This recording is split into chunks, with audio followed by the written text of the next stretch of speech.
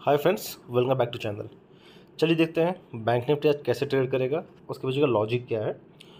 उसको समझने से पहले मैं कल के कुछ ट्रेड आपसे डिस्कस करूंगा जो कि बहुत इंपॉर्टेंट है साइकोलॉजी बिल्डअप करने के लिए, साइकोलॉजी समझने के लिए, लेवल्स आइडेंटिफाई करने के लिए, एग्जैक्ट एंट्री और एग्जैक्ट टारगेट कहाँ पे हिट हो रहे हैं वो समझने के लिए। कल क्या हुआ था, जो प्रीवियस ट्रेडिंग सेशन था, एक सेल ऑफ आया था, हैवी सेल ऑफ आया था। देन इसने रिकवरी की थी शार्प लास्ट के 1 घंटे में। इसी रिकवरी को बैंक निफ्टी ने कंटिन्यू किया। अब बैंक निफ्टी क्या कर रहा है, पिछले कुछ दिनों से इस लेवल को ब्रेक करने की कोशिश कर पा रहा है, बट यहाँ से इसको फेलियर मिल रहा है बार बार। मतलब ये ब्रेकआउट करना ही वाला रहता है, वहाँ से ये फेल होके नीचे आ जा रहा है। राइट, सेम हुआ था कल, यही मार्केट ऊपर गया, इस लेवल पे एक सेलिंग की अपॉर्चुनिटी मिली थी। यहाँ से फर्स्ट टारगेट हमको मिला डे लो तक का। उसके बाद इसने 2 बार और ट्राई किया ब्रेकआउट देने का। अब दोस्तों हो क्या रहा है, अगर इसको ब्रेकआउट देना है तो इसको इसी जोन पे कंटिन्यूसली ट्रेड करना पड़ेगा। मतलब कम से कम 5 मिनट की 10 से 15 कैंडल बने, वहाँ पे कंसोलिडेट करे, वहाँ पे बायर को एक्यूमुलेट करे। सेलर्स के स्टॉप लॉस यहाँ रहेंगे। तो जैसी बायर की क्वांटिटी ज़्यादा हो जाएगी, जो सेलर्स यहाँ पे बैठे होंगे इनका स्टॉप लॉस हिट करेगा, तो ये ब्रेकआउट देगा, एक स्ट्रॉन्ग ब्रेकआउट। राइट, वो चीज़ हो नहीं पा रही। हो क्या रहा है, ऊपर से बार बार सेलर आ जा रहे हैं, बायर कोशिश कर रहा है ऊपर ले जाने की, बट सेलर आके इसको बार बार नीचे ढकेल रहे हैं। ये तो हुआ पहला लॉजिक कल के ट्रेड का। सेकेंड चीज़ था, बैंक निफ्टी में कल वॉल्यूम बहुत ज़्यादा था कंपेयर टू निफ्टी। क्यों? क्योंकि मार्केट में न्यूज़ थी कि स्टेट बैंक के रिज़ल्ट आने वाले हैं। अब स्टेट बैंक के रिज़ल्ट पॉजिटिव आने वाले हैं, रिटेलर्स जो है वो उसको बाय करेंगे। ऐसे मोमेंट में क्या होता है, रिटेलर्स जब बाय करते हैं तब आके बड़े प्लेयर्स, इंस्टीट्यूशंस आके सेल करते हैं। कैसे बता रहा हूँ, आप एसबीआई का चार्ट देखिएगा। एसबीआई का चार्ट पिछले कुछ दिनों से अप्रॉक्सीमेटली 13% की ग्रोथ दिया है। मतलब 13% वो शेयर भाग चुका ऑलरेडी। मतलब जो पॉजिटिव रिजल्ट एसबीआई का आना था वो ऑलरेडी न्यूज़ उस स्टॉक ने एब्जॉर्ब कर चुका था। अब जैसी न्यूज़ आई बाहर तो रिटेलर्स वहाँ पे एंट्री किए। एग्जैक्टली इस मोमेंट में, इस टाइम पे स्टेट बैंक के रिजल्ट आए थे और एक 2 ही कैंडल में पूरा मार्केट नीचे आ गया था। उसके बाद कंटिन्यूसली वो डाउनफॉल ही दे रहा था।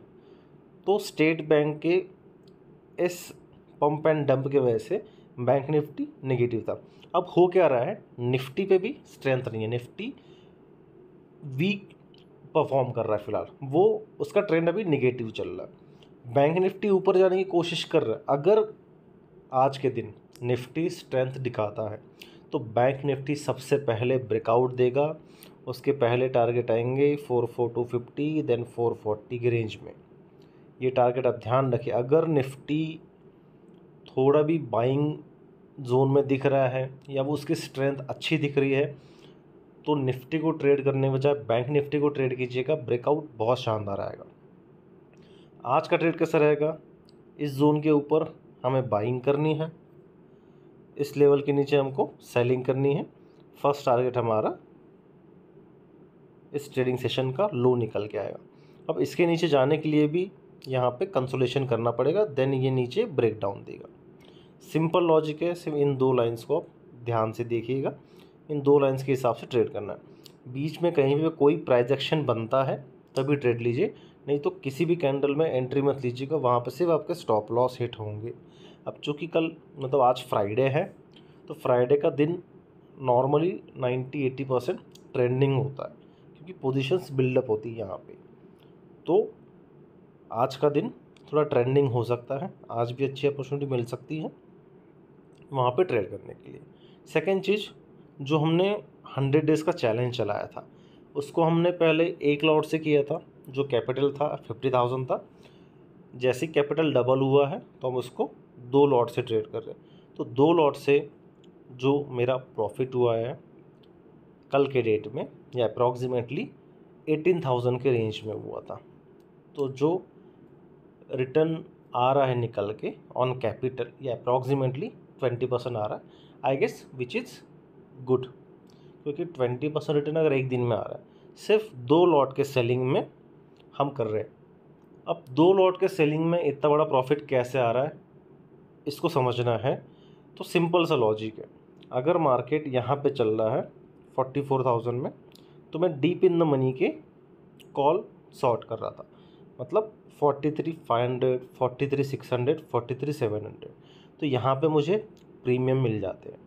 तो प्रीमियम जितने ज़्यादा होते हैं उतना ज़्यादा प्रॉफिट बढ़ता है। तो यहाँ पे अपनी रिस्क भी छोटी हो जाती है, बट प्रॉफिट उतना ही बड़ा होता है। अगर यही मैं हैवी क्वांटिटी से ट्रेड करूँगा और मान लीजिए एट द मनी ट्रेड करता हूँ, तो वहाँ पे साइकोलॉजी बिगड़ जाती है, क्योंकि बड़े क्वांटिटी से ट्रेड करने में साइकोलॉजी सेटअप बहुत स्ट्रॉन्ग लगता है। अगर थोड़ा भी यहाँ वहाँ हुआ तो साइकोलॉजी वहाँ पे बिगड़ने लगती है, और साइकोलॉजी बिगड़ेगी तो सिर्फ लॉस होगा और कुछ नहीं। तो साइकोलॉजी स्ट्रॉन्ग रखने के लिए हम एकदम कम कैपिटल से ट्रेड कर रहे हैं, अपना लॉस लिमिट रख रहे हैं, प्रॉफिट को अनलिमिटेड रख रहे हैं। बट हाँ, जो मिनिमम टारगेट रहता है दिन का हमारा 2% तो आना चाहिए, तब जाके हमारा कैपिटल उस तेज़ी से बढ़ेगा।